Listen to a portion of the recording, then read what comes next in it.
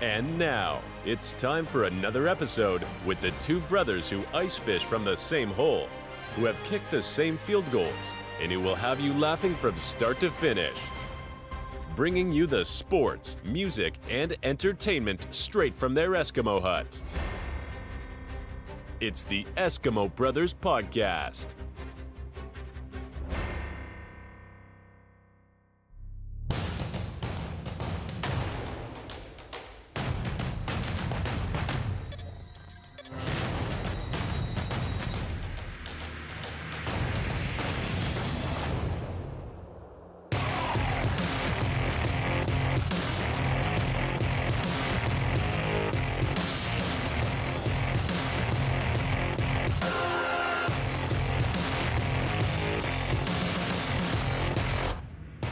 Yeah, man. What up out there, everybody? Welcome in to the Eskimo Brothers Podcast.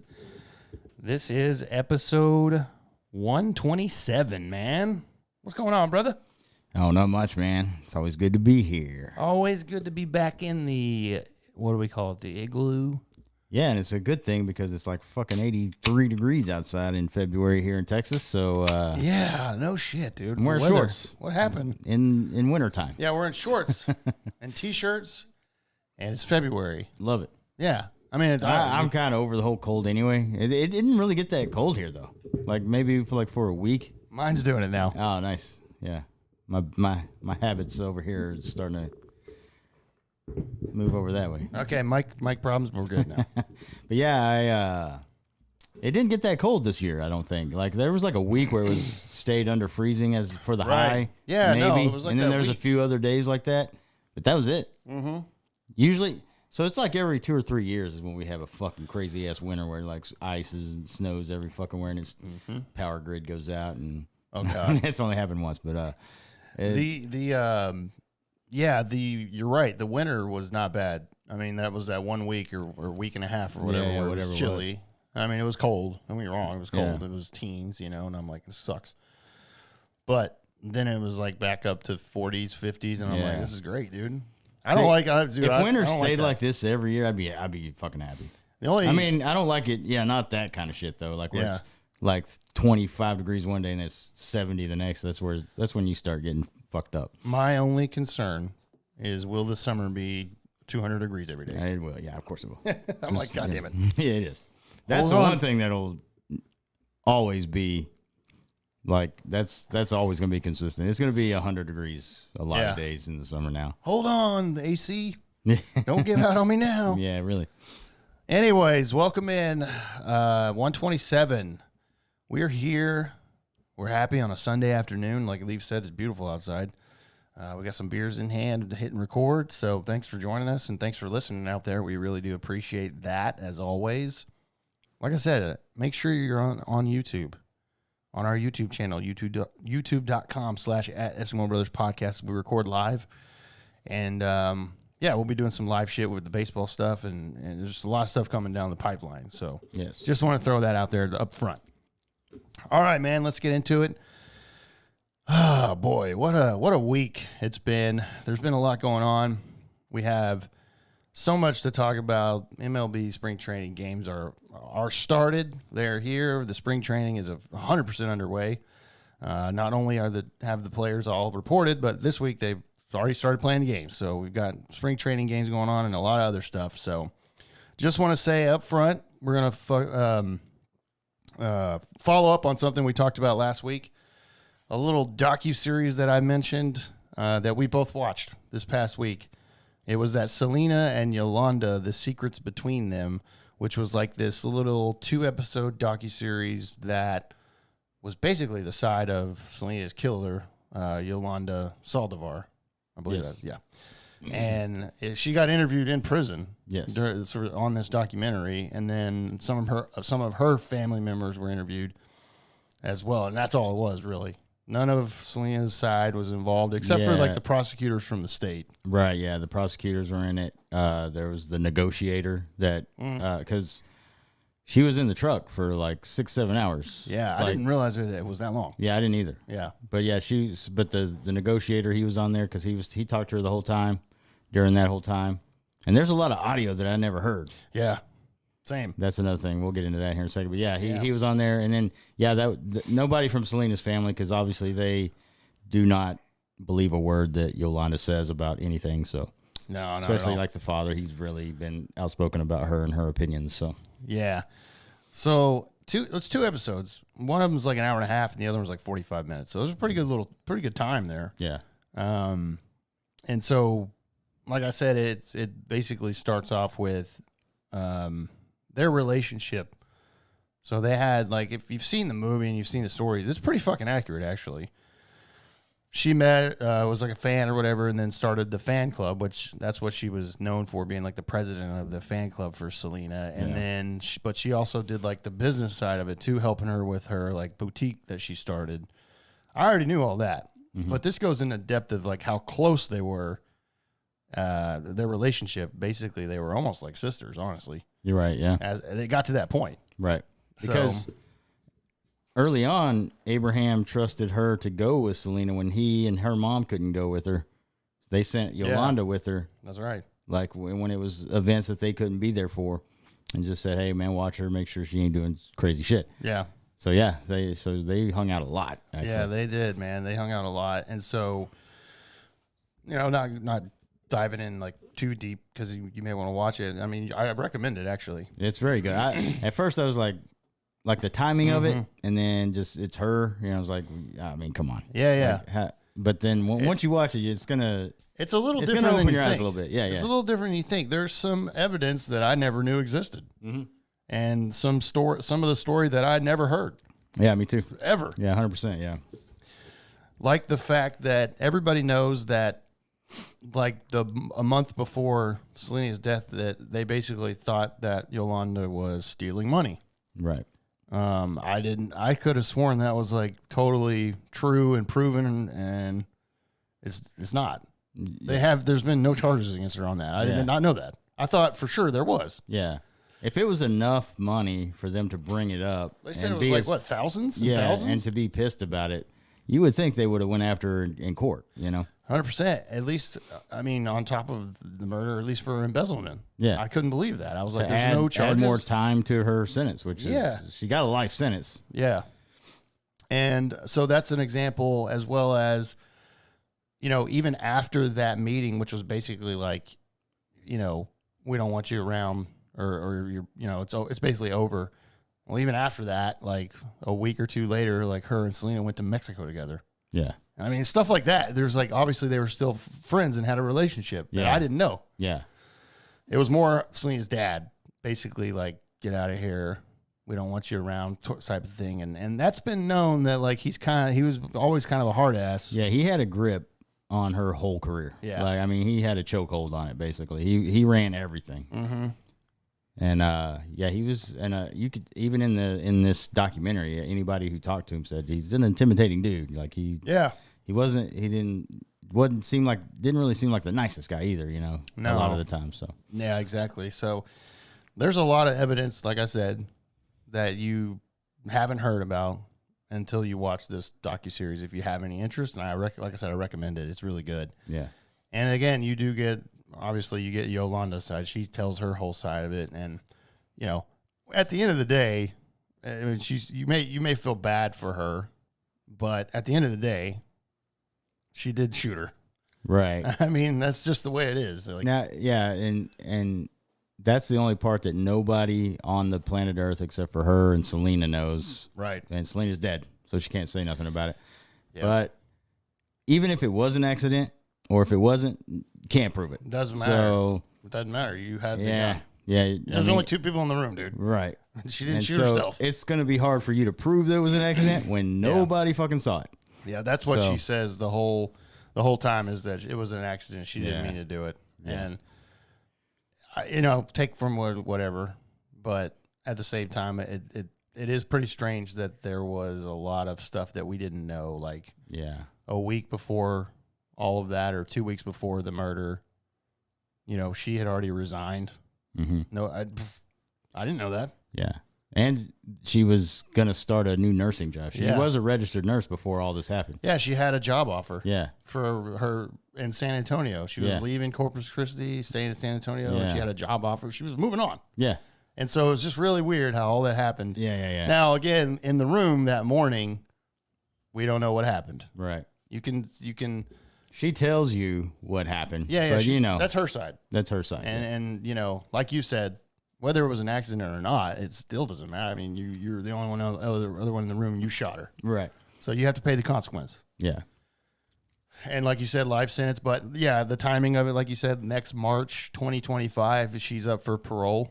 30 years after the whole thing, so we'll see if she's able to get out on parole. I'm wondering if this was designed.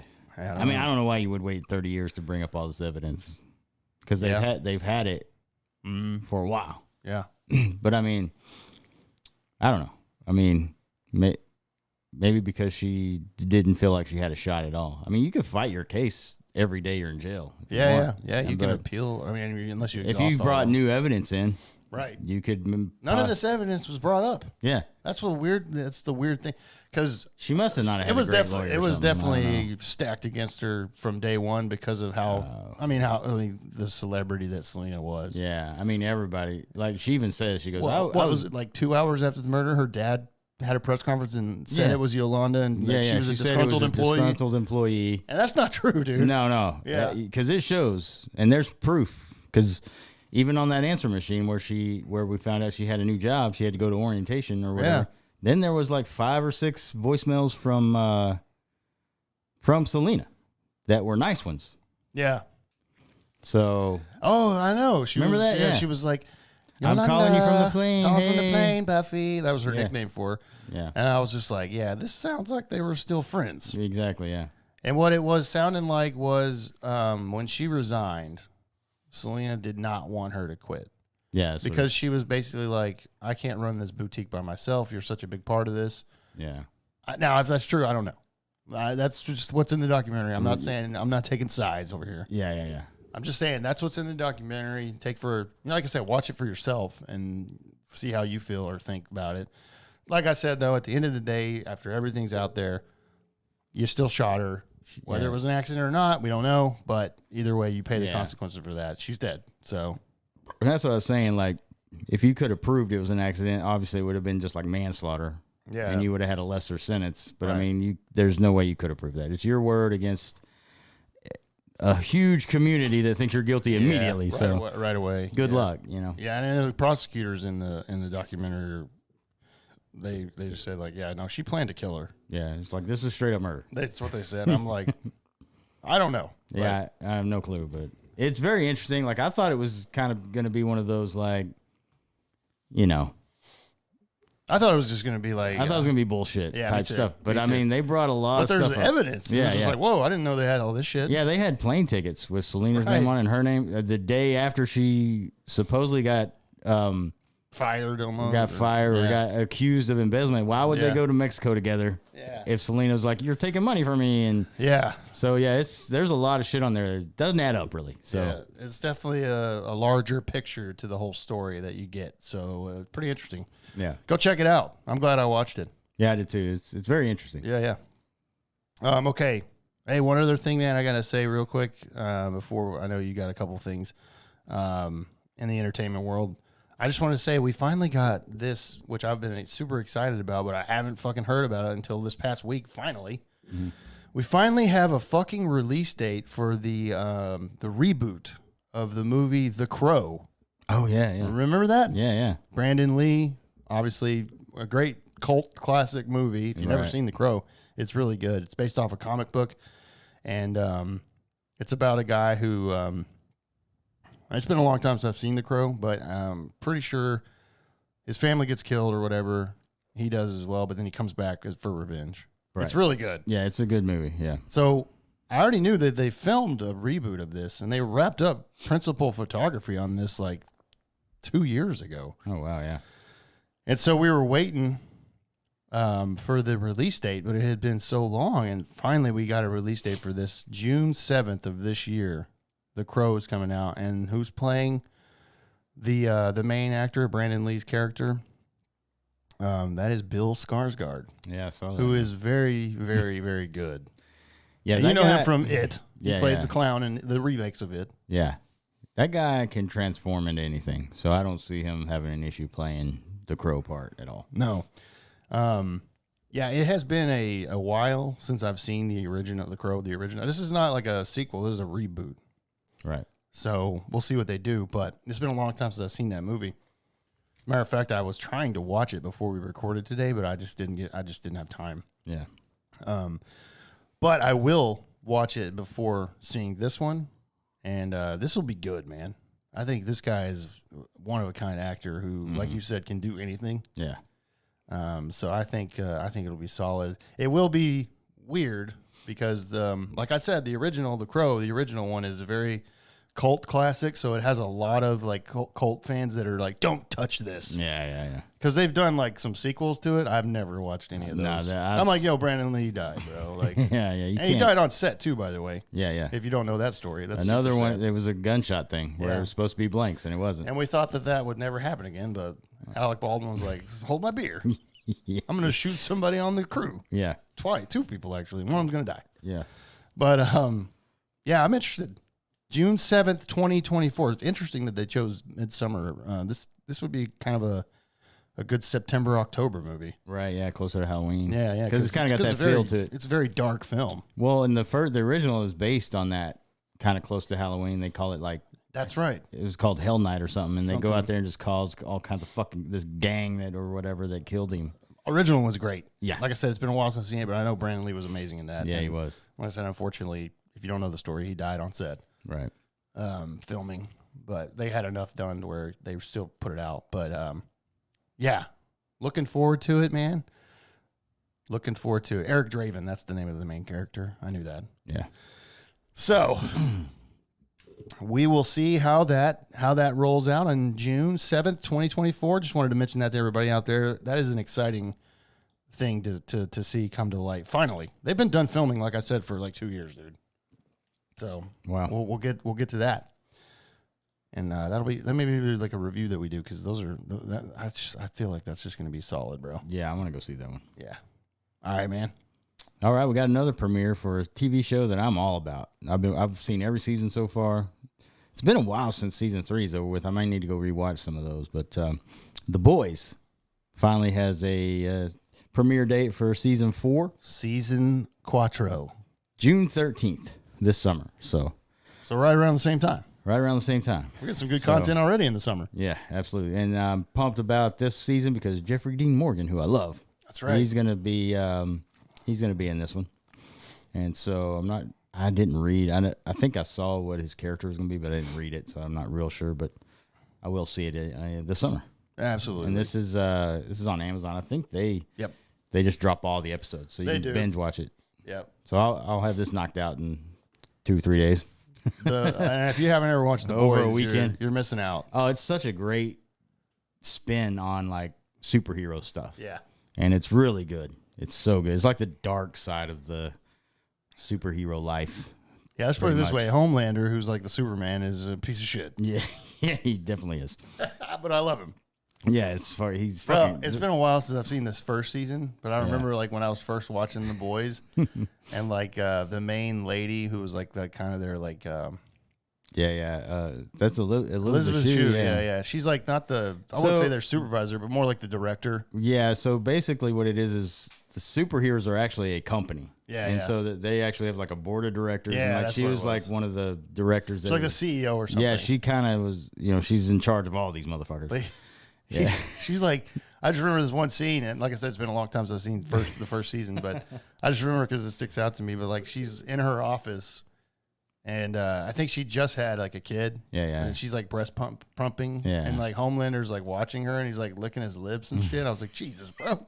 Yeah, it's a weird TV show. Yeah. Yeah. Don't even get me started with what he makes the Deep do in the last season. Oh yeah. Yeah, it's crazy. It's dude. fucking nuts, bro. That show, that's not definitely not a kids show. Yeah, it's not. It's not Marvel. It's not superhero kids related. That's for damn sure. Yeah, it's not DC or Marvel. I'll tell you that. God no, bro. And like I said, the first season is crazy, bro.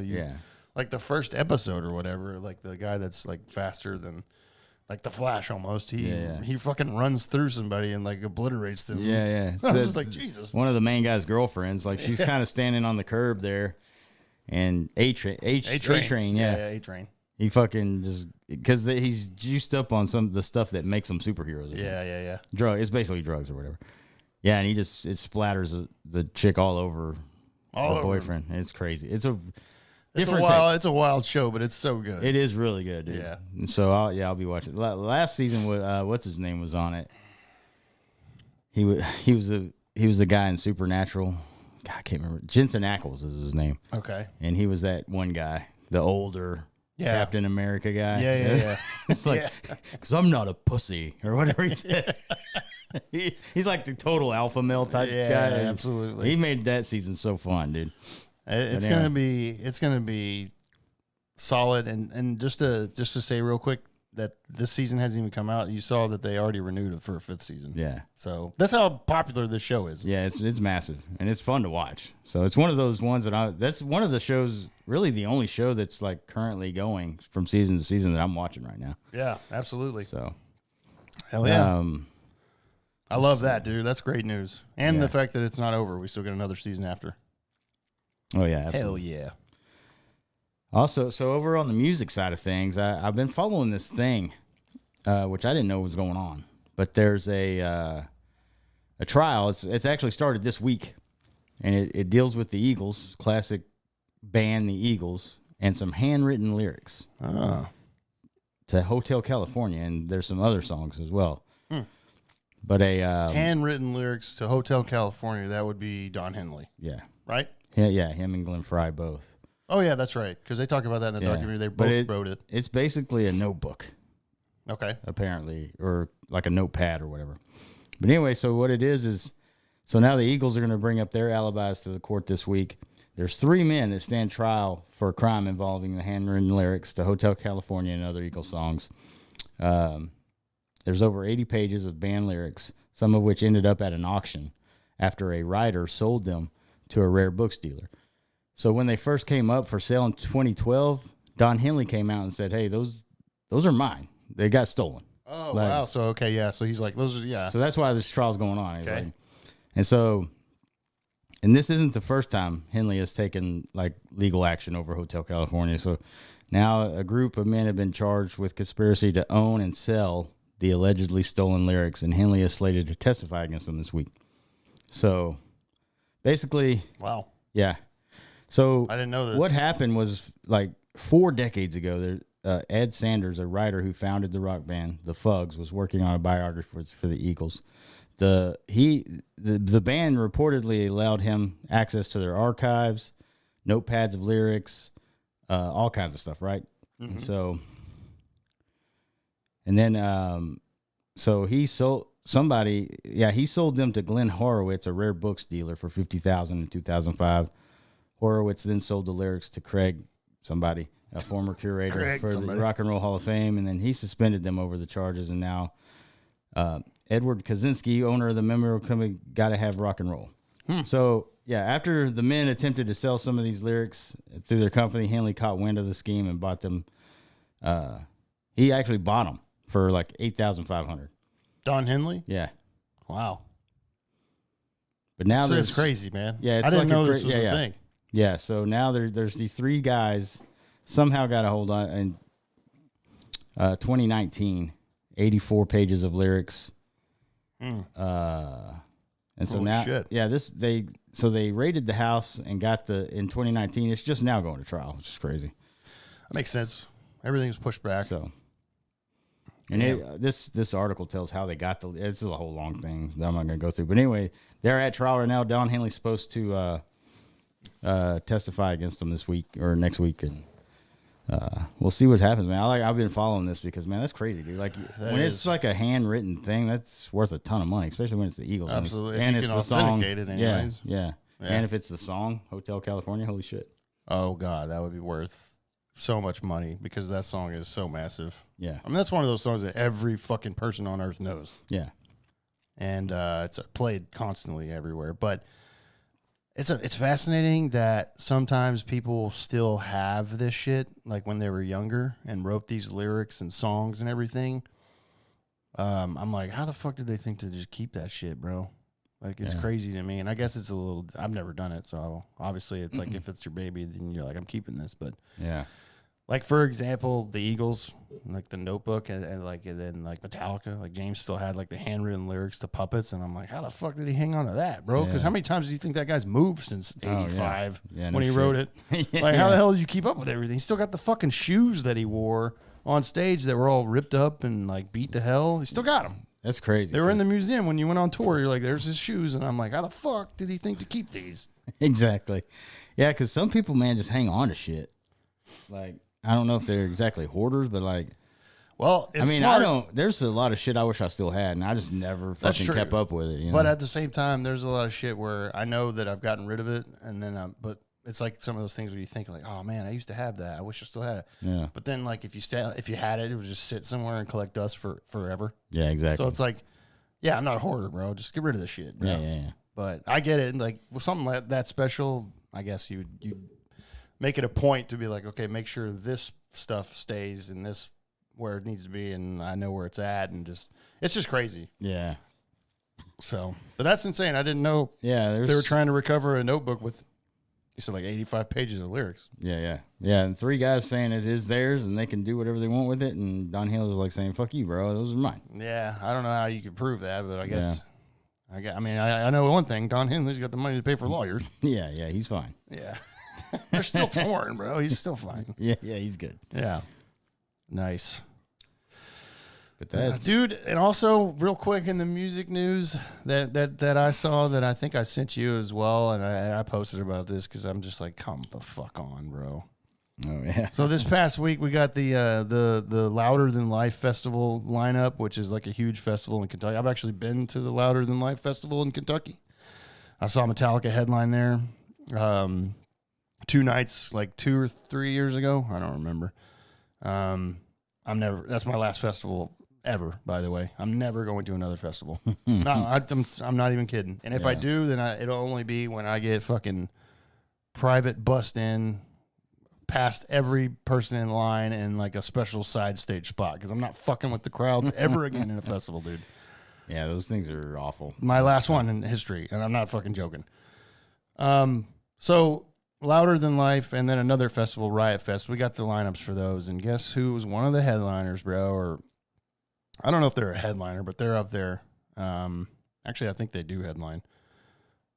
Slayer, who retired 5 years ago. Yeah. They were supposed to be done. Yeah, and they're reuniting. First shows in 5 years, and it's like, dude, if you say that you retired 5 years ago, then just stay there, bro. Mm-hmm. If you said 5 years ago, like, hey, we need to take a pretty long, we're just taking a break, and a hiatus and a break. Yeah. Then I'd be like, oh, okay. They never said that they were going to retire, so we figured this would happen one day. Mm-hmm. Now, I will say this, even though they said 5 years ago that they're retired and they're done, I was like, there's no fucking way they'll be back. And here we are 5 years later. They're back, and I just think it's a joke. I just can't stand bands that do this, man. Like, it's just a joke. Yeah, Kiss was notorious for doing that. They fucking retired so many times, and then they came back so many times. So was Motley Crue, bro. Yeah. They were like, we signed a contract. We ripped the contract up. I'm like, you guys are fucking dumb, dude. And by the way, you should stay retired because your lead singer's awful. Yeah, he can't sing. I've never been a big fan of Slayer, so they got maybe 1 or 2 songs that there's like 2 songs that I can deal with, and then the rest of them I'm just like, this sucks. Yeah. And I've seen Slayer live like probably 5 times, and it fucking sucks, dude. I didn't like it at all. Yeah, I don't think they're that good. No, Kerry King, I'm sure he's a cool guy and probably fun to hang out with, but you know the way he presents himself in the media and like his interviews, and I'm just like, all right, bro, whatever. Yeah. Maybe he's not a fun guy to hang out with. I don't fucking know. He can't solo for shit either. No, the best guitar player in that band died, bro. So by the way, this is only half of the band. Mm-hmm. You know what I mean? Like, it's only half the band. Yeah, so it's not really Slayer, but I mean, now Gary Holt's in this as well because he's filling in because of Hanneman passed, but like he's better. He's a better guitar player than Kerry King, in my opinion. And Tom Araya doesn't even play the fucking bass. So there you go. He doesn't. No, he doesn't even fucking play the bass. They've already said that. Kerry King does the bass parts, bro. That's crazy. Tom Carr literally just gets up there and just does this and he's fucking terrible. Tom Araya, I can't do it, bro. I'm sure he's a nice guy. I'm not saying anything bad about the guy as a person, but like as far as his stage performance and vocals, it's not for me. It's just not for me. Now, of course, everybody in Slayer land is fucking going ape shit because they're like, yes, we can't wait to watch this music that sounds the exact same every song. Again, live. So watch out if you're going to these festivals. I'm just saying, watch out. The Slayer army's going to run your ass over. Yeah, and they will. Yeah, there's some crazy Slayer fans out there, dude. They're born. They got like Slayer tattoos, and just they'll fucking do anything the band says. And Kerry King will be out there with his fucking leather pants and massive chain. That's I don't even know what it resembles a wallet. I've always wondered that. I'm like.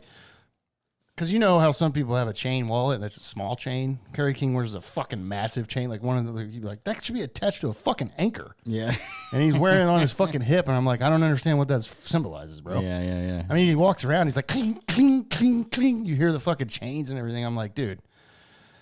Like I said, I just don't get it, bro. I don't either. I don't get Slayer. I never have. It's not for me. I know they're massive. Obviously, they're part of the big four. I'm not saying that they're not. But it's just not for me. And the Slayer fans are absolutely apeshit. Yeah. You know what I'm saying? They're fucking nuts, bro. So if you're in the festival, like I said, get the fuck out of the way. Yeah. They will run you over. They don't give a fuck. And they don't care. Yeah. Because they think that's fun. Yeah. Yeah, I don't get it. I'm too old for that shit. Yeah. Yeah. So not, by the way, I'm not going, obviously, because I'm not doing another festival. Yeah. In my life. Not ever again. Hell no. Now, I thought that country one that was down here at Texas Motor Speedway, our buddy Adam went to. Yeah. I thought about doing that. That was 4 fucking days. Yeah. No fucking way. Well, they came over here like on the 3rd day, right? Yeah. Before, and I was like, y'all look fucking beat up already. They look tired. Yeah. So yeah, that's just not for me, bro. Obviously, like, that's not a metal show. Yeah, and that's just country music, and that was in October, so it wasn't like hot or nothing. It's just you're standing there forever, dude, and like. It was an all day thing, dude. Like it started like 2 p.m. and the headliners went on at like 9:30 or 10 or whatever. Yeah. And I just can't do it, dude. Yeah, I just don't have any interest. I'm almost done with big concerts altogether. Like, you know why I'm almost done with concerts altogether is because they're so fucking expensive. Yeah, I'm taking my 14-year-old. Actually, he turns 15 in April, and I don't know what to do with myself. Yeah, but right. I'm taking him to. It's an arena show in Abilene. For Parker McCollum. It's for his birthday because he's playing there in April. I think it's like April 4th. It's like a Thursday. So yeah, he gets to miss school because hell yeah, Dad. Yeah. But that'll probably, my last big one was the Metallica one. Yeah. And then the one before that was those Taylor Swift. Bother me. Yeah. Because if you got like fucking room to move around and shit like we did. Yeah. That was, yeah, if you're not like pushing the rail, or trying to sit up there where you're like this, I went into the Snake Pit there for a few songs just because I'd never been in there before. I just said, still had room in there. Yeah, if you're in the middle, everybody was slammed up against the thing, and I'm like, those days are over for me, bro. Me too. I don't like it. I need to move and go get. Well, first of all, like it's just the fact that like yes, I'm older. Second of all, I don't like being so close to somebody that I can't breathe and they're sweating on me, bro. Get off me. Get away from me. When I start sweating and your sweaty arms are touching me, it's over. I'm like, all right, I'm out. You can have my spot, bro. Yeah, you're like, I can't wait to catch the flu or COVID for sure now. Yeah, no shit. But yeah, because in the middle of the Snake Pit was actually badass. There's a lot of room. Mm-hmm. But then, at the end of the day, dude, I want to go out and kind of get the whole picture. Yeah. And then, but yeah, man, those days, I don't know, man. I don't like it, and I don't like Slayer, so. Yeah. I wouldn't go to that shit, no. Not a little bit. I saw their last show in Dallas, and it wasn't the last show, though, in Dallas. Because by the way, there's 2 dates that they've announced right here, and you can guarantee they're going to announce the tour. Yeah. There's no fucking way. They're like, let's just get ready for 2 shows, guys. The fucking money is obviously calling. Yeah. And that's exactly what it is. They were like, man, it'd be nice if we'll take some time off and then see these offers roll in. Yeah. How fucking big these offers get. Right. And then they'll be like, hey, you can do this tour. They've never done like an arena tour. I don't think, like a headlining by themselves. At least I can't. Yeah, I can't. Last time I saw him was at the Bomb in Deep Ellum in Dallas, and that's like 1,500 people. Yeah, and it was fucking crowded. You couldn't even move. I hated it. I hated every fucking second of it. Even towards the back, I was like, this fucking sucks. Yeah. And the only good part about that night was I ran into Yuri Letnin, bro. Oh yeah. He was there, bro. Yeah. That dude loves metal. Oh, he's like, yeah, it's a Slayer going on yet? I'm like, no, dude. There's barely even time. The door's just open, bro. You're good. You made it. He's like, okay, let me hit this left shot. Okay, Jesus. Like, why you got to stick with here? I'd be like, gee, I'm trying to score on me. But yeah, that was about the good. Because other than that, even going for a beer, you to the bar, you were having to be like, excuse me, and I was like, I fucking hate this. That's the worst. If the bar's not at least halfway, like where I can get to it, not fuck even that, dude. It was all the way back there. You had to be like, excuse me. I hated every second of it. I was like, I want to leave. Bro, that's a good thing about like the last time I saw Parker McCollum at Billy Bob's. This is before he like got fucking. Well, he was massive at this time. Well, if you're playing that, this is before he got like nationally big. Yeah, Billy Bob's has that down in the area where most people have tables. Right. Well, he cleared it out. It was like what they call a pit show. So they cleared all those tables, and that was nice because all the 20-year-old girls that couldn't drink, teenage girls, they'd rush the stage. Of course. Behind me, I got all the room in the world, and then I just got to turn around and be like, beer, please? Yeah. Because they got X's on their hands. I'm like, fuck you, bitches. Y'all can go try to grab his leg if you want. I'm back here. Oh, that's what they were doing. But if I can't move around and like make it to the bathroom in a decent time and back, and then go to the bar and get a beer at a decent time, I'm not going to be there. That's why if Metallica plays AT&T Stadium, I'm okay with the floor because I know further back there's plenty of room. Yeah. And there's plenty of opportunity to go to the restroom in the bar. It's not a problem. Yeah.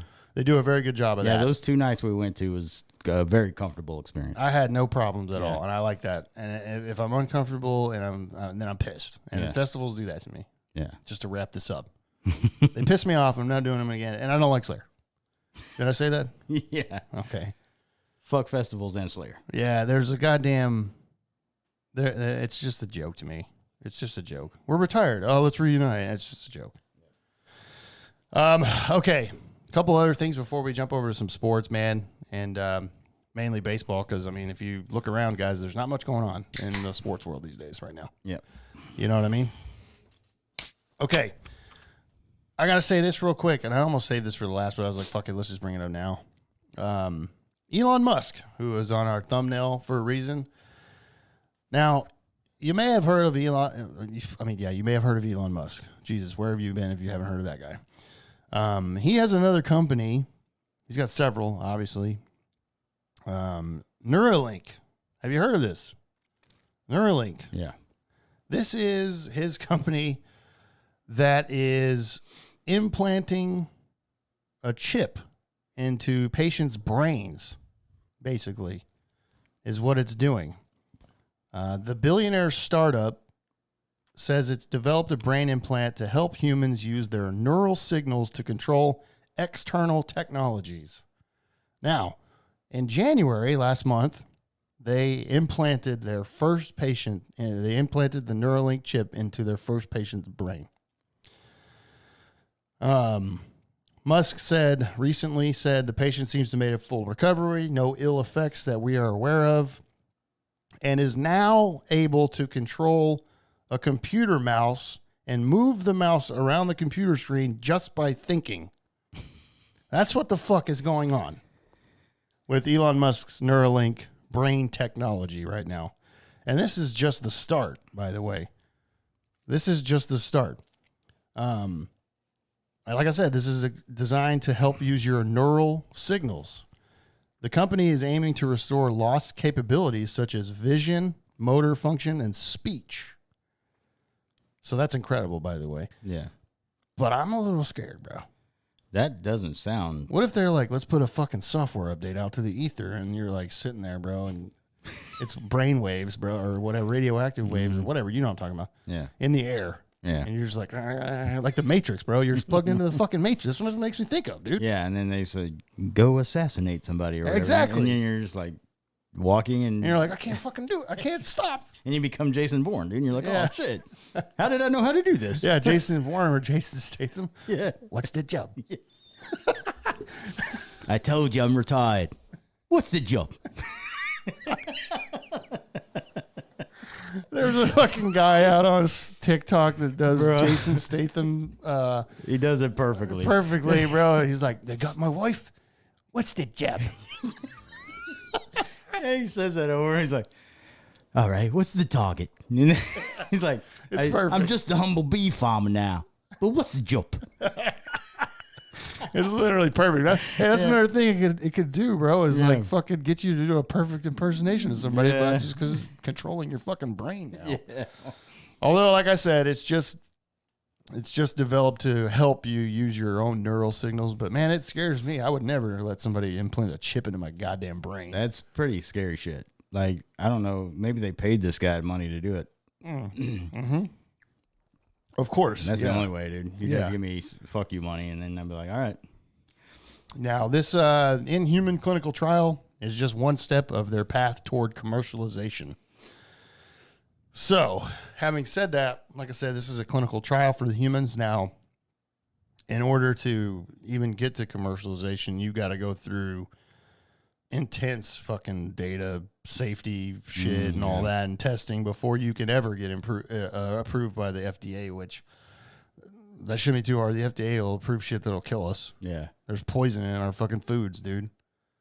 And don't say that I'm conspiracy theorist. It's true, God damn it. No, it is. Just look at the fucking shit that's in your meat and shit that you're eating if it's not natural. It's garbage. Yep. So this is just kind of one of those things where I'm like, are we starting to see like the fucking like iRobot's coming soon, bro? Yeah. It's going to be either us or it's going to be the AI sex dolls that turn on us, which I'm still going to buy one of those. If Sam's going out, it's going out by one of those. Going out by one of those, man. I would be like, you know what? She turned on me, but it's all good. I still got a few. I was nutting when she did, so I'm good. Yeah. I'm like, oh, shit. That's the way to go out, bro. Yeah, way to go out, bro. Let me get one more in. But I just want to say, now there's somebody out there officially that has a chip in their brain that can literally look at a computer screen and move the mouse. Although there's no proof of this, he just says this. So man, that makes jerking off a lot easier. You don't have to right. You don't have to pick your scene, bro. You're still jerking, and you can just I know, right? You can just be like, "This is amazing." All right, now I want the chip in my head. Yeah. Well, he says this. We haven't seen it yet, right? So he needs to show it. But this is just what Elon Musk says. Okay. So he needs to show it to prove it. Yeah, he needs to do like a TED Talk and do like a fucking thing with little like a Steve Jobs sort of thing. Yeah, like a presentation. Like, yeah, exactly. Watch this guy watch porn without touching the mouse. I'll be like, God damn it, you fucking genius, you. Speaking of porn, because that's always a great topic on this podcast. Yes. We do have another RIP segment, yeah. Leaf. And why I mentioned porn is because it was porn star Cagney Lynn Carter, who is near and dear to every single guy. Well, not every guy. Every guy's heart. You know who Cagney Lynn Carter is. Come yes. on. Man, she committed suicide this past week, and we got some fucking details of the suicide and how she did it, and it was bad. Brutal. Really bad. And it's really sad to see. Because, she was 36? 36, man. Cagney Lynn Carter was gorgeous. Yes.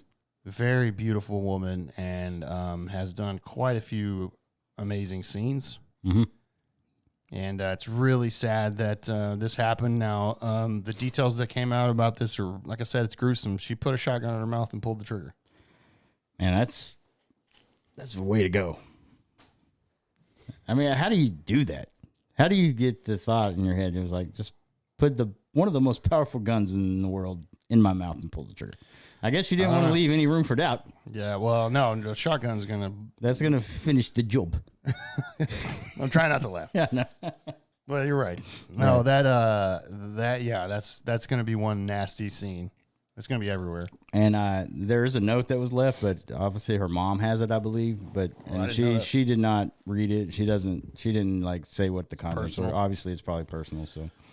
Who knows? Maybe one day it'll come out. A lot of friends have come out and said this girl's been dealing with a lot of mental health issues, which is a big thing in our society now. Yeah.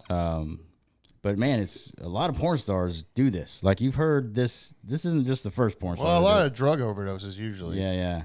Like, I can't remember. I can't remember one blowing their head off. Yeah. There was one that did shoot herself. But I don't know if she didn't do it this dramatically. I'm trying to remember what her name was. Would this be? Wasn't it August Ames or somebody like that? Something like that, yeah. I think you're right. Yeah, like, I guess if you're going to do it, bro, do it the head and the mouth or whatever. But, like, don't do it like Junior Seau where he shot himself in the chest with one. I was like, what if you miss, bro? Yeah, you could. And you're still sitting there, like, breathing, like, ugh. I'd be like, what are you doing? Yeah.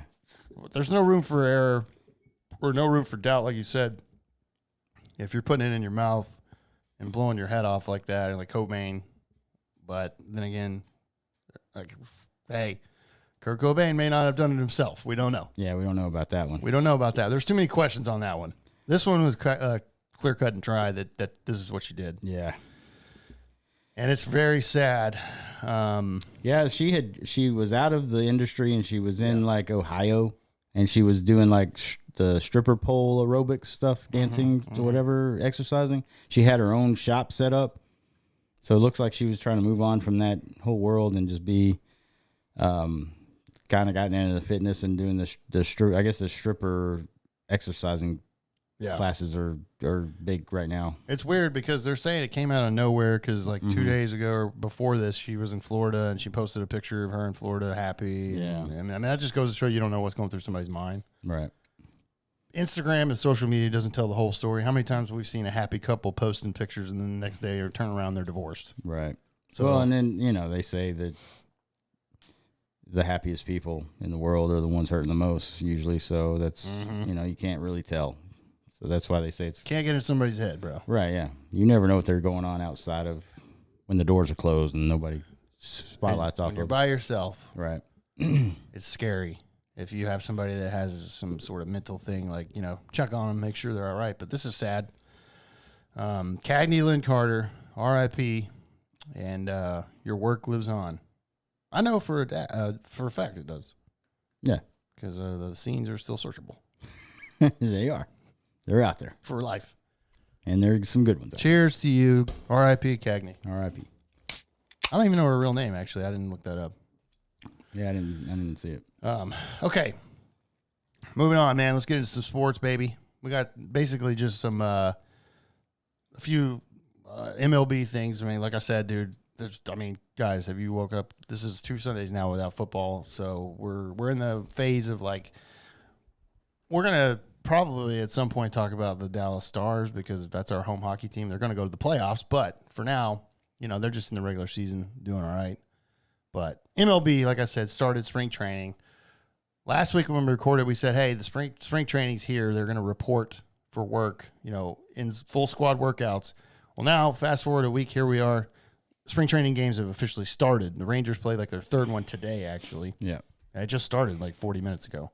It's not on TV, though. God damn it. What the fuck, Belly? Yeah. And Diamond? Like, I want to watch the Rangers spring training games, you bastards. Yeah, really. You bitch. It's World Series champions. Yeah. They should be on. Every game should be on TV. Right. Even if it's fucking a spring training game. Yeah. Who cares? I want to watch. I enjoy watching the players, the young guys especially. Yeah. So yeah. Anyways, all the spring training games are going on. So we like I said, we're looking out for the young guys, Wyatt Langford, Evan Carter, just to see how he does against lefties moving forward. Obviously, Evan Carter's made the team. He's going to be starting in the outfield. Mm-hmm. There's no doubt about that. Oh, yeah. But Wyatt Langford, Justin Foscue, Jack Leiter is a big one. He pitched an inning, I believe, the first game or whatever, and he got through it 1, 2, 3. Said he touched 96 miles an hour, so that's good to see. And by the way, we posted a meme, or not a meme, we posted a reel about that, talking about Jack Leiter in the last episode, and man, I mean, look, dude, we're just looking for that kid to step up and finally prove himself as a number 2 overall pick. And there were people out there that thought we were insane because he's only 24, guys. Relax. And I was just kind of like, okay, well, this is his 3rd year and he's a number 2 pick, bro. You don't think that guy is supposed to already make a dent and be in the majors or right there? Is it alarming to you that the guy had to go work on mechanics last year? I mean, that is to me. Yeah, that's not something that happens all the time. So there's a lot of keyboard warriors out there, man. I just want to say that real quick. And by the way, there was some guy that said we both hit buffets, and I'm like, well, yeah. Are you fucking retarded?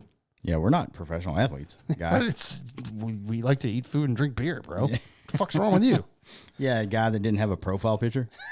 Right. Of course, bro. It's always those guys. Of course, yeah. Gotta love the internet hate out there, man. Yeah.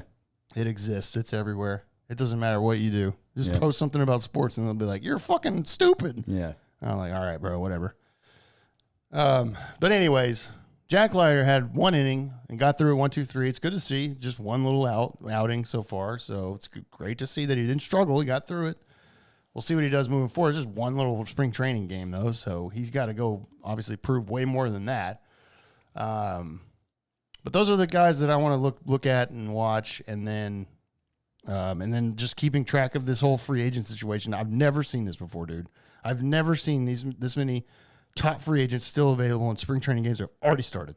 Yeah. Never seen it. It's crazy. I've never seen it. We got one today. Finally, well, like at 2 a.m. actually. I woke up and saw the tweet, and like Jeff Passan tweeted at like 2 in the morning. I'm like, dude, do you sleep? Yeah, what the fuck, guy? I don't care if I'm an insider, bro. I've got to sleep. Yeah. You know, especially if you got kids, bro. Yeah, really. But he tweeted like 2 in the morning that Cody Bellinger did sign back with the Cubs, which is kind of what we all were thinking. We kind of thought that's what the end game was. That was going to be the ending spot. Yeah.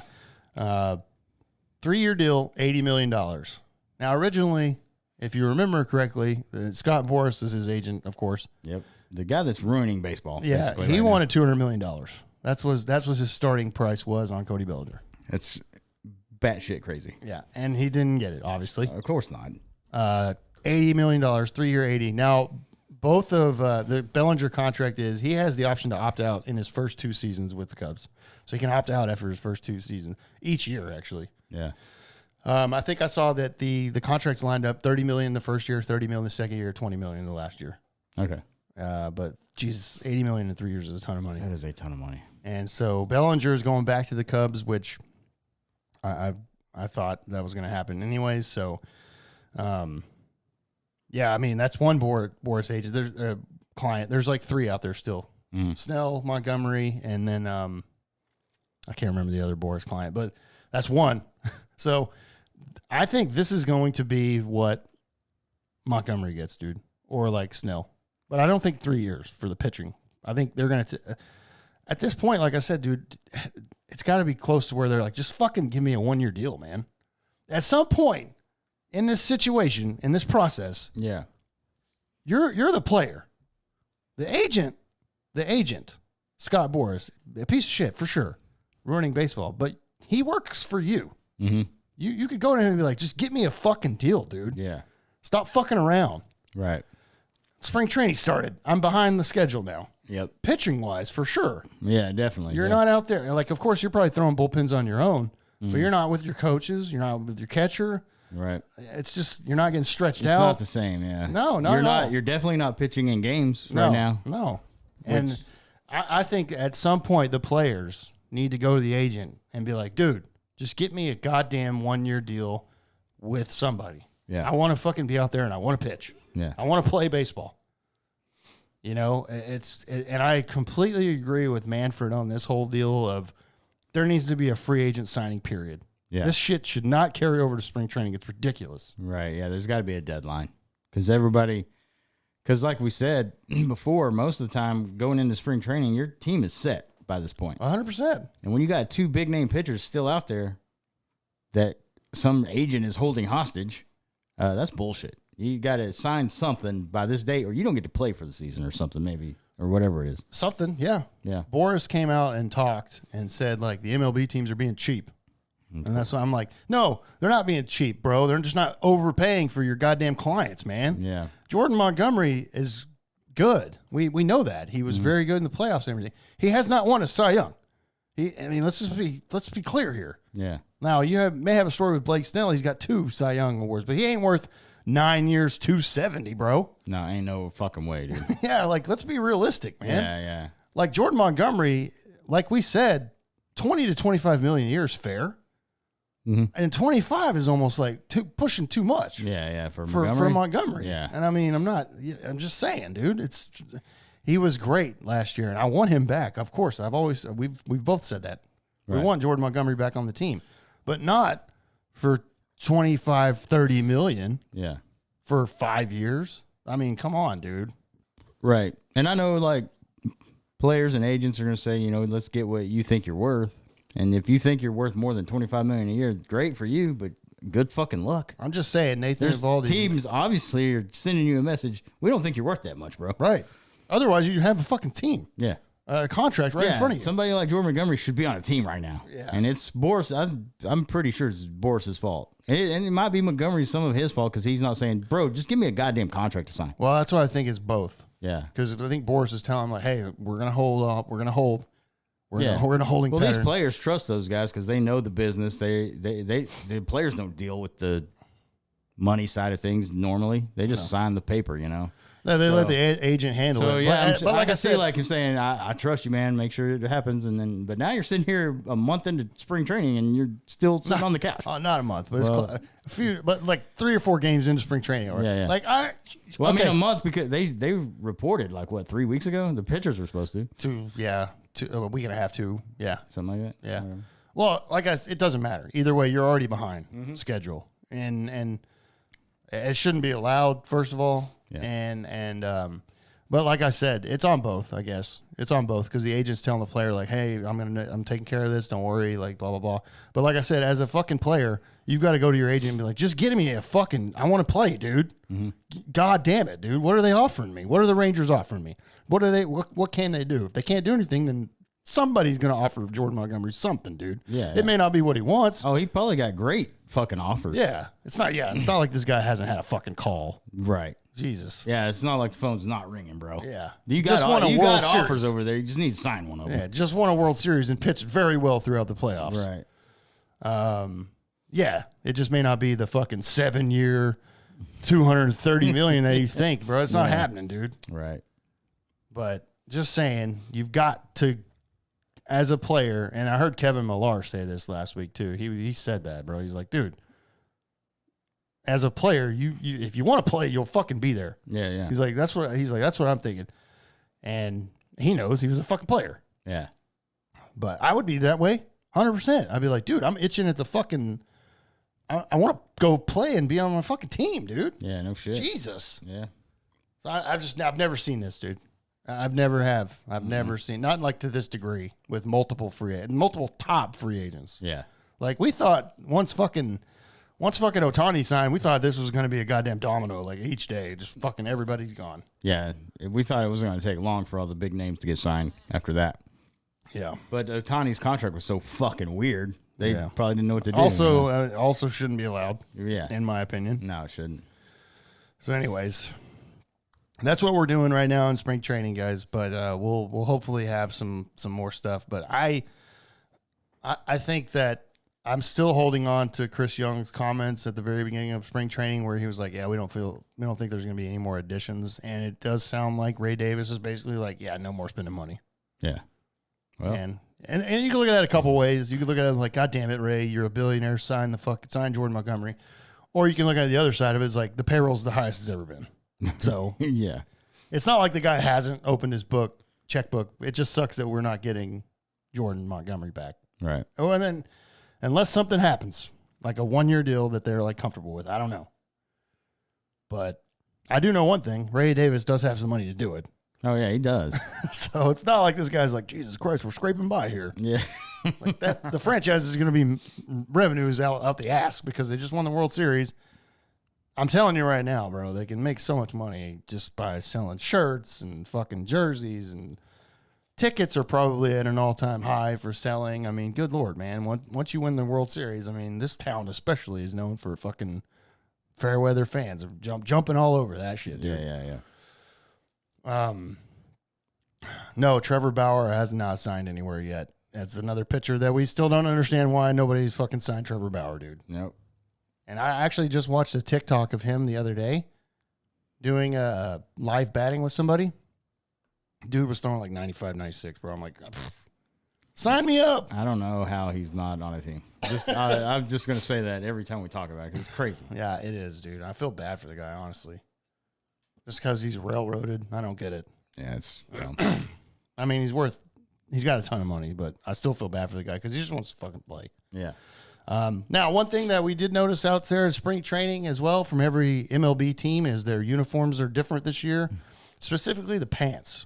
Nike's taken over the jerseys too. Nike's taken over the jerseys and everything, but they've contracted the manufacturing of it to Fanatics. And these jerseys and uniforms suck ass for multiple reasons. The goddamn jerseys, the players' names on the back, they shrunk the font and they made it arch. It looks fucking horrible, dude. It's terrible looking, dude. Yeah. The names on the back, the font is literally smaller and there's literally in an arch, bro. So the names of players that have like long names, it's like arched all the way down below their shoulder blades. It's awful. It's dumb. It's awful. And then so that's one thing. And then the pants, they're see-through. These guys have see-through fucking pants now, dude. You can see these guys' jerseys tucked in the bottom of their jerseys. And then their pictures or whatever, their dick and balls are totally noticeable, dude. Maybe they're trying to get some more female viewership. I mean, that's fine, I guess. But, like, the players aren't happy about this at all. No, they look like ass, bro. They're terrible. Yeah, it's bad. Yeah. And so I don't know what they're going to do.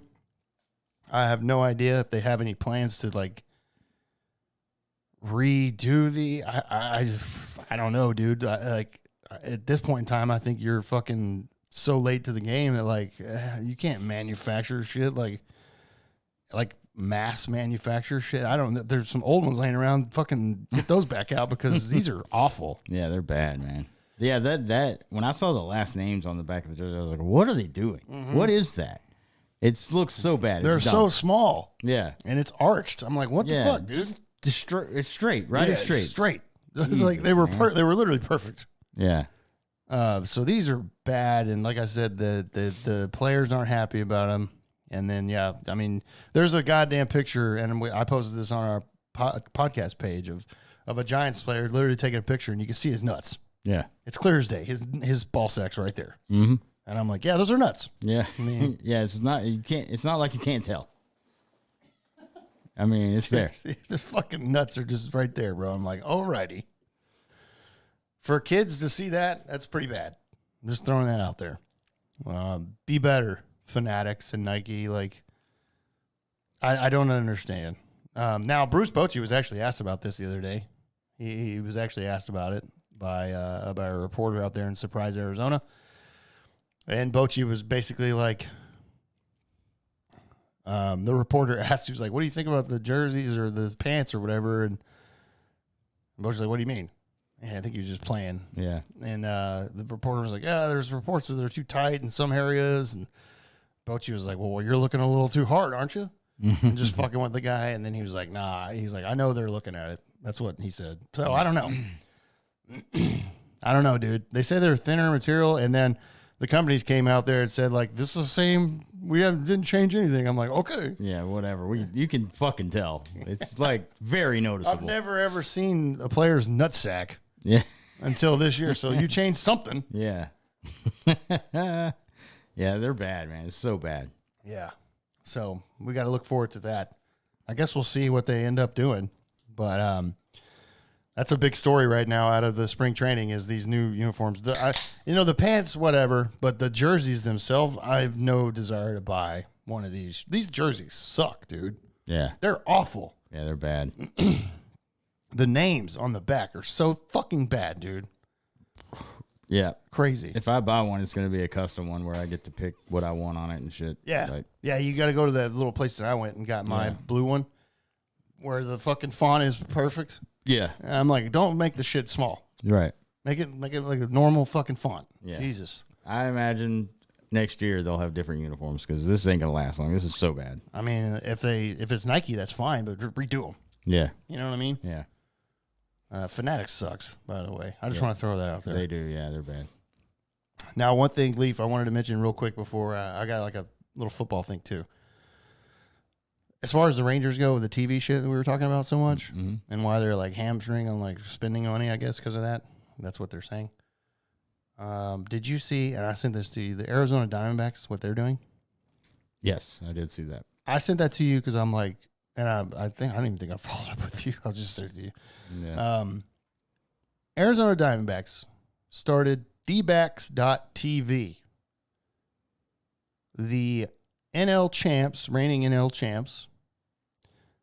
You can watch them on diamondbacks.com/watch all season long for $99.99. $99. $100 basically. to watch every single game on what they've started here. D-backs TV. Sign me up, Rangers. Yeah, just a one-time payment. $100. Yeah, for every game. I would do that. Every single game. That's fucking genius. Yeah. This is this in this day and age right here. If you've got your rights to your team, which the Rangers get them back after this season. Yep. Do this. What are you waiting on? Yep. You don't have a middleman. They should have somebody right now working on it for next season. Exactly. Get everything you need, whatever you got to do technical wise, and do it. This is like genius. Yeah. $100 yeah. for 5 months or whatever the season is.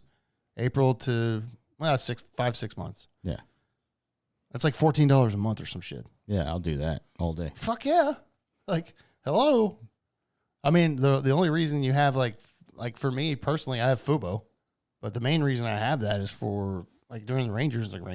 Yeah, because that's the only place you can get Bally's except for like DirecTV or whatever it is, Dish Network or whatever. One of those fucking ass raping satellite companies. Yeah, well, Fubo was ass raping me now. Yeah, I'm like, what the fuck? I signed up for $60 a month, and now it's like fucking 90. Yeah, that's what happened to me, dude. I signed up for that, and then it's like, oh, you want this special sports package to get Bally's? Okay, that's another 30, and it ended up being. I think I was paying $106 a month. I was like, as soon as the season was over, I was like, I fucking canceled. That's the good thing about it. You can cancel whenever. But I'm just saying, like the Diamondbacks are doing their own thing, and this is exactly what you should do if you're a team. The Rangers need to be watching this, taking notes, and just doing it, dude. This is what we've been saying. Yeah. Start your own network and do this. Yeah, we've been saying this forever. You have There's no reason for you to have some TV debacle right now. This whole thing with Bally should have never came up. But I mean, if you're under contract with them, that's kind of whatever. But well, yeah, they didn't think they were going to go bankrupt. Right. The Diamond Sports Group that bought out the Fox Sports, whatever that was. What the fuck sports, man? What are y'all doing? Exactly. I don't know. But the Rangers get their rights back after this year, and they need to do this. Yeah. Would you pay $100? Yeah, that's an easy decision. One-time payment, $100, you get all the easy games. Decision. Yeah. I mean, 100%.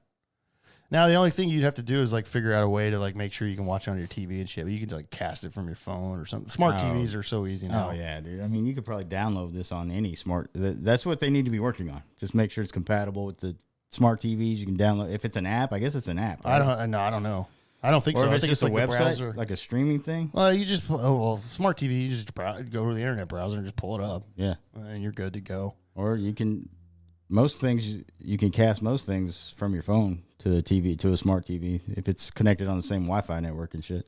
Exactly. So exactly, it's not rocket science nowadays with technology. But I'm just saying, $100 for every game. Sign me up, dude. Oh, that's easy, dude. Sign me the fuck up. By the way, the fucking Diamondbacks, man, they do shit like this all the time for their fans, dude. They did like that fucking $100 last year to watch like fucking the 30 games or tickets to like 30 games or something like that. It was like $100. I'm like, what the fuck? That's amazing. Yeah, I mean they know what they're doing over there. I like that. Summer Pass. That's what it was. Yeah. Every home game for 3 months, $100. Sign me up. Dude, that's badass. That's fucking awesome. Yeah. And you can go out there and jump in the goddamn pool they have out there. Like that fat guy that jumped in after they thought they were going to win, and then we never lost. Yeah. So, anyways. Come on, Rangers marketing. You can do better. Yeah. That's pretty crazy that they're that they're doing this for $100, and the Rangers need to jump all over this. Do something similar. For sure. Yes. Okay. Then I just got to say, man, news came out this past week once again for the Dallas Cowboys. God damn it, man.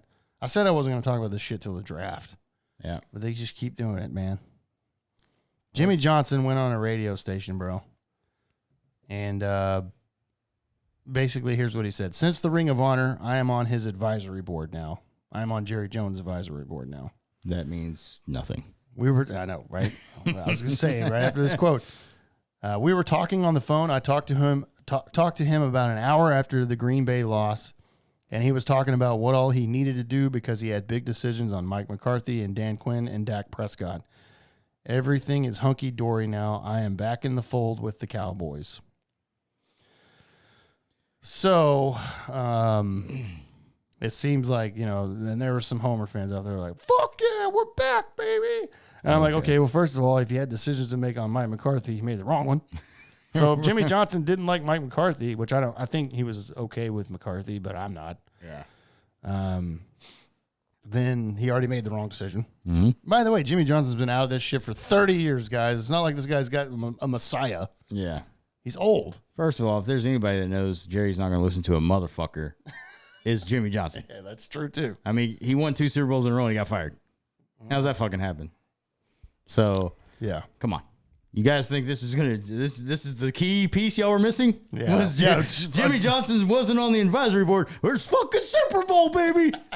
He's back. He's back. The curse is over. Give me a fucking... I love it. I love watching that shit unfold, though. It is funny. I think this is stupid. Yeah. I think it's a joke. It's... Dude, okay.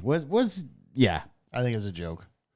I don't even... I haven't heard of a quote from Jerry Jones on this. I don't care either. Yeah. But this is a joke.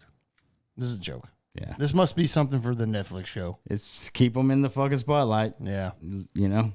Nobody's talking about the Cowboys. Only Jerry Jones is. Yeah. You know what I mean? So this is weird, but by the way, Leaf's right. This doesn't mean shit. I saw that and I was like, okay.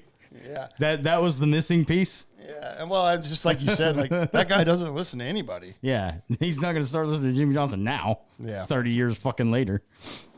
It's almost like he's like, I'll try anything. Yeah.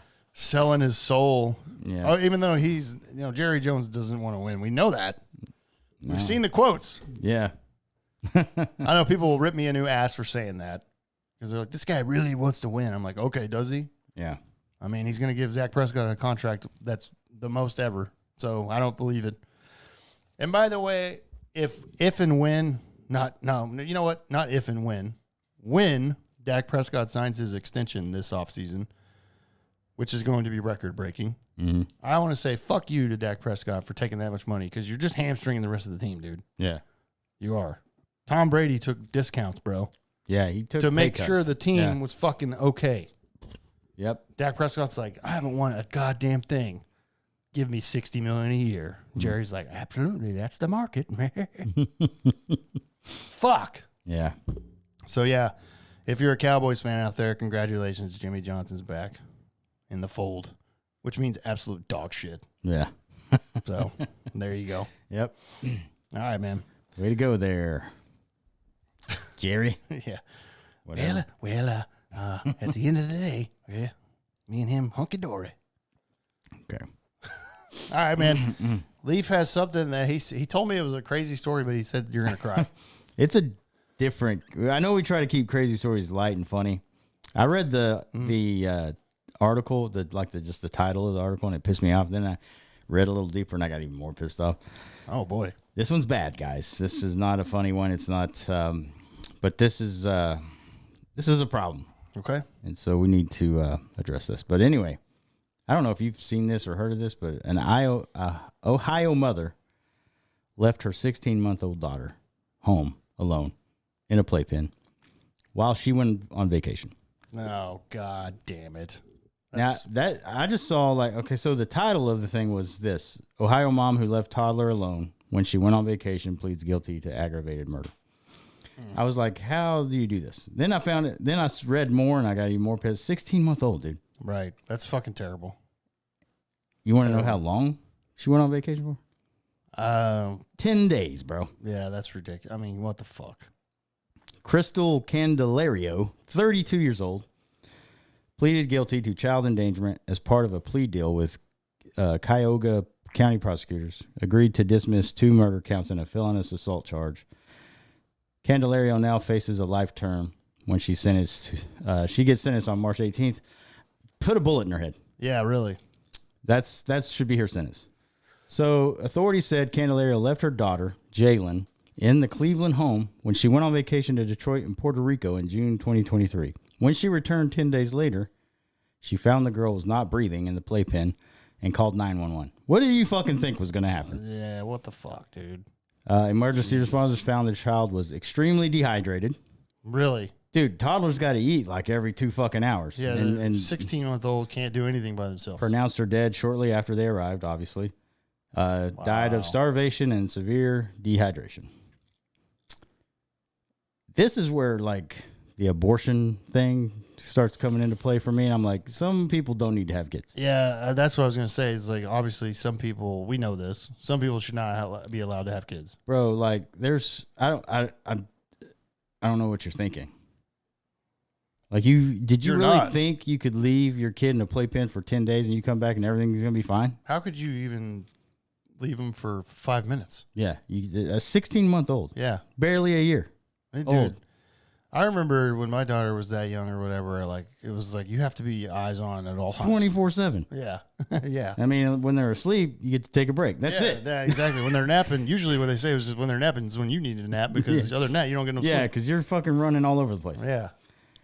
She just put her in a playpen and left for 10 fucking days, bro. That's ridiculous. First of all, if you had enough money to go to Detroit and Puerto Rico, you could have got a goddamn babysitter, I would imagine. Well, yeah, I was going to say, like, you don't have any family that can watch the like, kid? Where's the grandmother at? Right.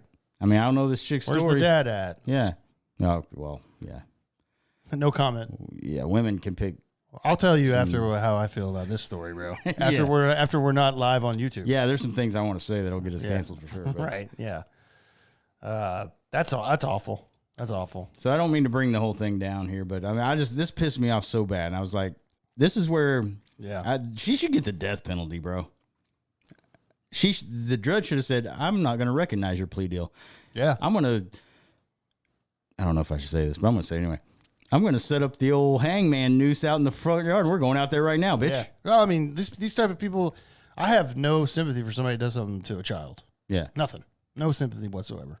Yeah. None at all. Whatever it is, whether it be killing or sexual abuse or anything towards a kid, you should die. Yeah. Immediately. Yeah, it's a fucking kid. Yeah. They can't do anything about it. Yeah, this little girl had no clue what was going on. Like, she thought she got put in her playpen, probably like she does a lot. Right. And then she's like, oh, Mom will be back in a minute when I start crying. And then nobody came for her. Yeah. God, I can't imagine, dude. No, these are the people that need to die. I mean, you let your kids starve and then and dehydration, dude. That's got to be the worst way to go, man. Yeah, poor kid. I mean, starving and dehydrated, like that's awful. I mean, what the fuck? Yeah. So I got. Sorry about that, crazy, but it was crazy to me. It is crazy and sad, and also that person needs to die. Yeah, that's what I said. I was like, this is where we need to bring back the old public hangings, bro. Yeah. Well, I've been saying that forever with these mass shooters. A lot of people are against the whole death penalty. I'm not, dude. No, I'm not either. Like, especially for people like this. Oh, and like I said, with the I've said this a few times actually, the mass shooters. Like if they're a pussy and they kill themselves after, we can't do anything about it. But if they still live or whatever, then put it on pay-per-view and execute them in firing squad. Yeah. Let's see how long that lasts. Yeah.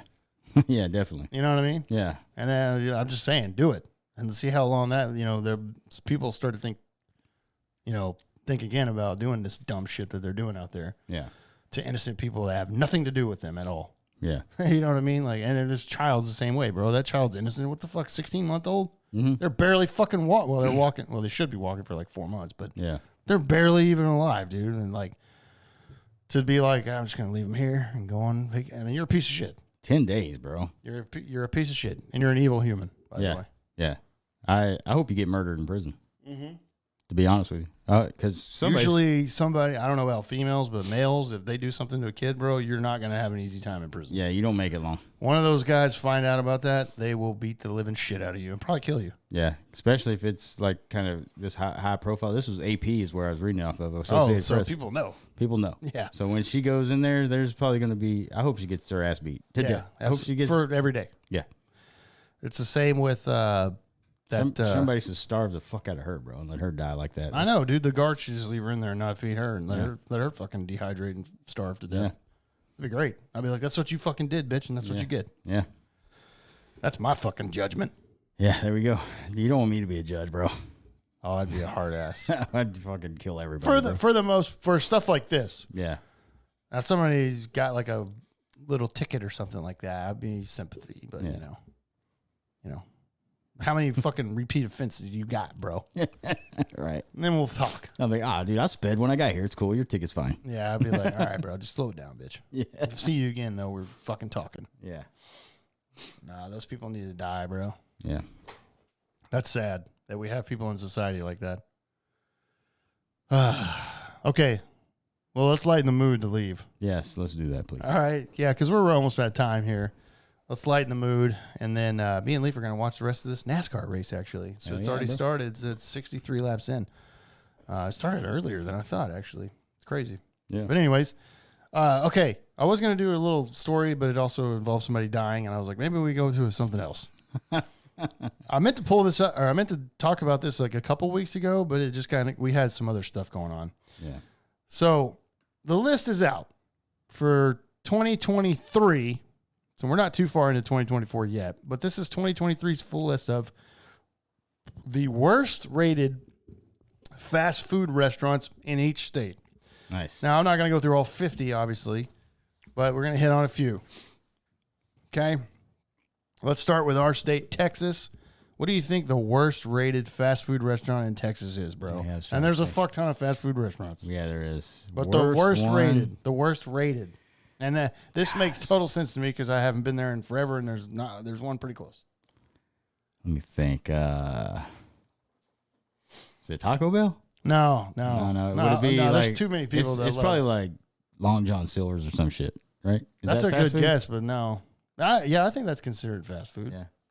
I don't even know where the Long John Silver's is anymore. I haven't seen one in years, bro. I used to eat one back in... Dude, they used to have one in Decatur, close to where I live, and I'd go eat that motherfucker, but that's gone Their now. hush puppies were solid. I'm not gonna lie. Bro. Dude, fish and chips, Jesus, bro. fuck, dude. Hush puppies are easy, bro. They're just fucking breading, and you just fry them for 5 minutes. It's delicious. It's fucking great. Yeah. No, I don't know. Okay, worst rated fast food restaurant for Texas is Burger King. Oh, God. Yeah, I hate that place. Yeah. I should have guessed that. There's one right down the road from me, and I can't tell you when I've been there. I went there that one time we talked about their new Italian chicken parm sandwich. Oh, and I got it, and it was fucking terrible, I knew. I remember you telling me. I said, what the fuck was I doing? Their fucking mozzarella and marinara sauce was disgusting. Probably not even fake. I didn't eat the whole thing. Yeah. So that was, and honestly, funny enough, right above us, Oklahoma, worst is Burger King as well. Yeah. And then over there to the east of us, Louisiana, Burger King as well. So Burger King's not very popular, bro. No, they should probably move out of the South. Yeah. To the west of us in New Mexico, the worst rated fast food restaurant last year is Wendy's, which surprised me. Whoa, Wendy's is great. Yeah. I thought that too. I was like, there's worse out there in New Mexico. There's definitely worse, yeah. That's what I thought. I love Wendy's, bro. Baconator, bro. Yeah. God, they're so expensive, though. Yeah, they are expensive. Well, shit, they all are. Yeah. Schlotzsky's for Kansas is the worst rated. I've also never had. I could see that. I like Schlotzsky's. I like Schlotzsky's. The one thing I don't like about them is they really are like we're talking like $14 for a sandwich, chips, and drink. I think. Yeah, that's insane. Yeah. Yeah. It is a good sandwich though. It is. I haven't had one in a while though. Arkansas is Taco Bell. That tracks. That's kind of a surprise though, man. I mean, there's so many people love Taco Bell. Yeah. They really do, dude. Mississippi is KFC. That makes sense to me. KFC's not good. They've fallen off. They have, bro. Ever since the Colonel went down, bro. Yeah, whoever took over. I'm just saying. I know he died a long time ago. I'm just saying. Yeah. They changed his fucking recipe or something, bro. Yeah, somebody came in and fucked it up. Yeah, their chicken sucks. Florida. This surprised the hell out of me because this is the only state on the list that has this one. Subway. Oh, man. Subway is solid, bro. Yeah. It's not the best sub place, but I'm just saying. Right, yeah, but it's good. Yeah. I mean, you can't go wrong with the fucking tuna or, I mean, they've got a bunch of subs, obviously, but like just like a ham that one sucks. Yeah. From Subway, it sucks. The Italian BMT, I used to get that all the time. That one's fucking great. Yeah, I agree. Now, one of the restaurants on here is by far the most for so many states. We're talking, by the way, I have a map in front of me because this doesn't have the states' names, and I just want to make sure I'm saying the right state. Yeah. Fuck you. I can name all 50 states.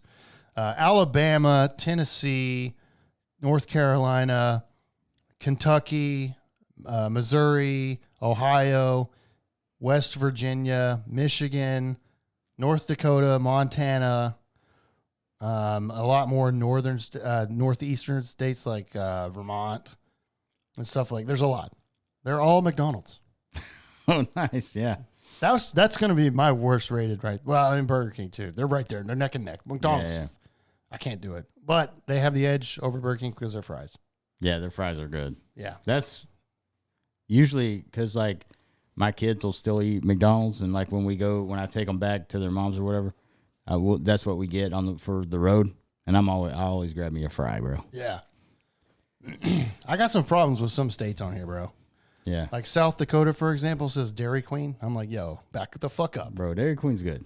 Dairy Queen is good. Now, it will take forever to get your food, but it's good because it's made fresh to order. And all these depend on the location. True. The Bridgeport with location, so bad.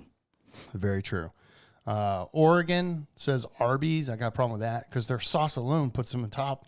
Arby's is good, bro. Dude, I buy Arby's sauce at Walmart. I have it in my fridge. It's fucking great. Yeah, it's great, yeah. It's in the bottle, and I drink it. Oh, and that cheese they give you to dip your curly fries in. Dude. God, that's all time, Oh, bro. God, give me a fucking roast beef and cheese, bro. Yeah, dude, the cheese is fucking alone. Makes that well, a top. and the sauce, too. Yeah, the sauce I cover and it in cheese. cheese and Arby's sauce, and I'm like, and I have to fucking tell them, too, at the fucking drive-thru.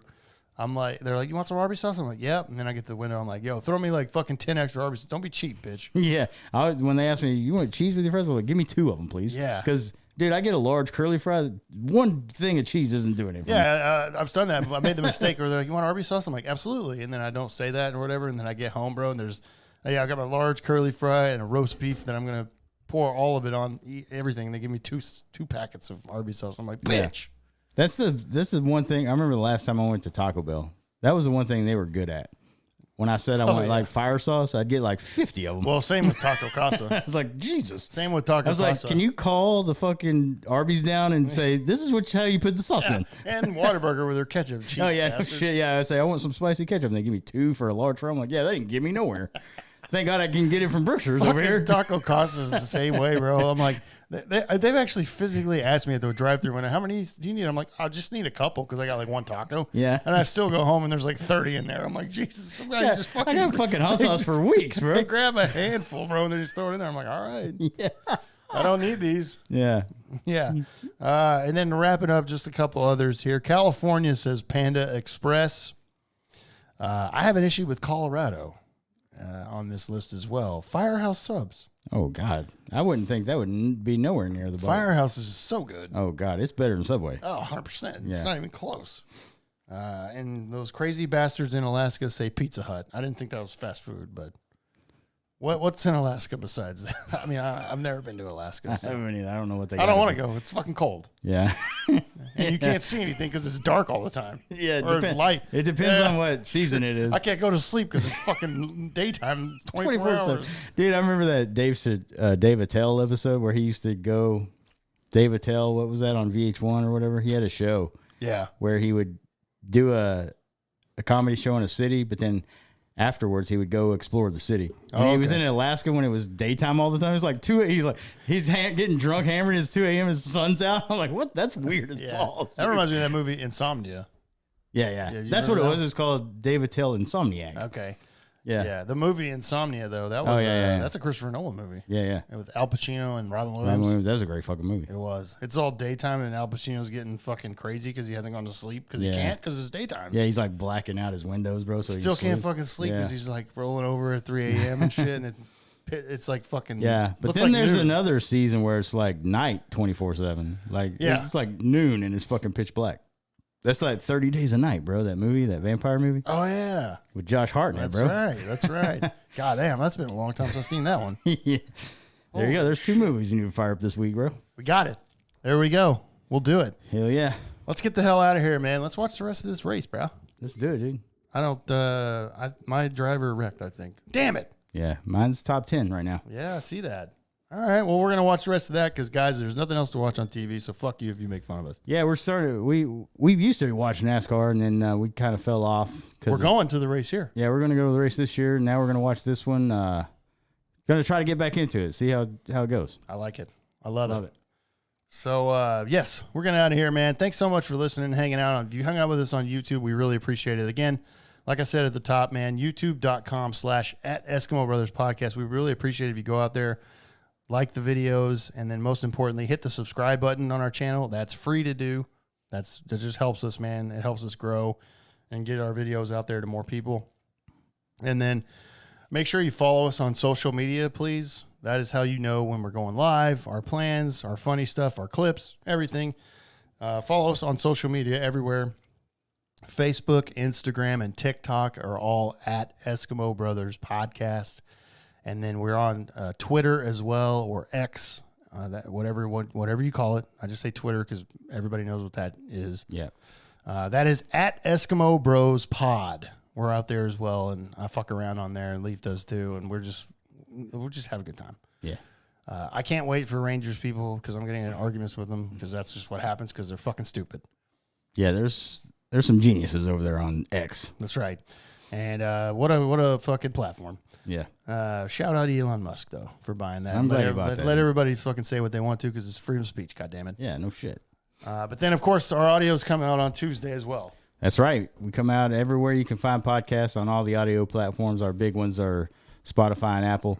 You can go on Apple and rate us 5 stars and write a review for us out there if you would, please. Just a couple sentences. Tell how much you like the podcast, whatever.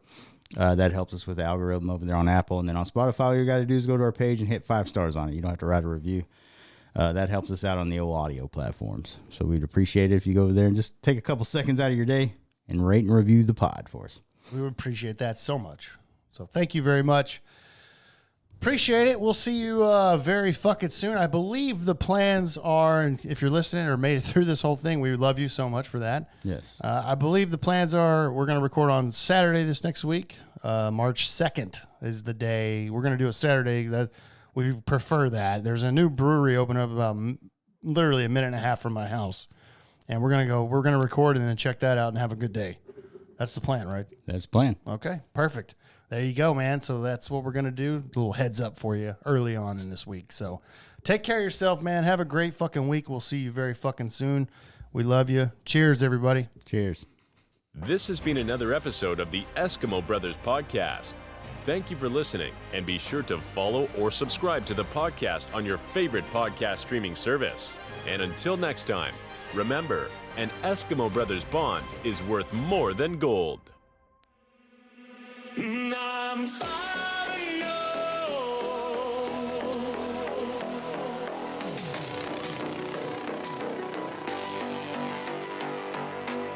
Falling low.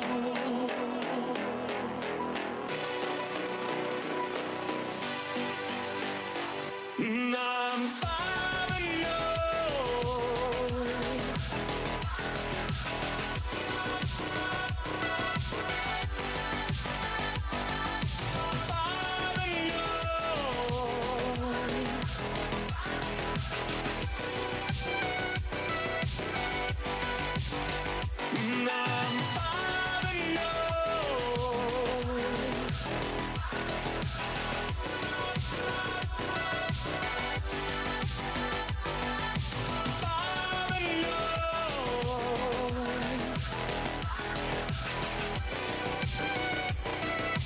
Take that!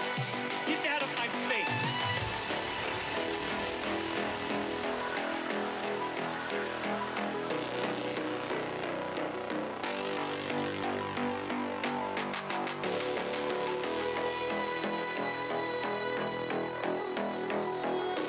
I hear the tone.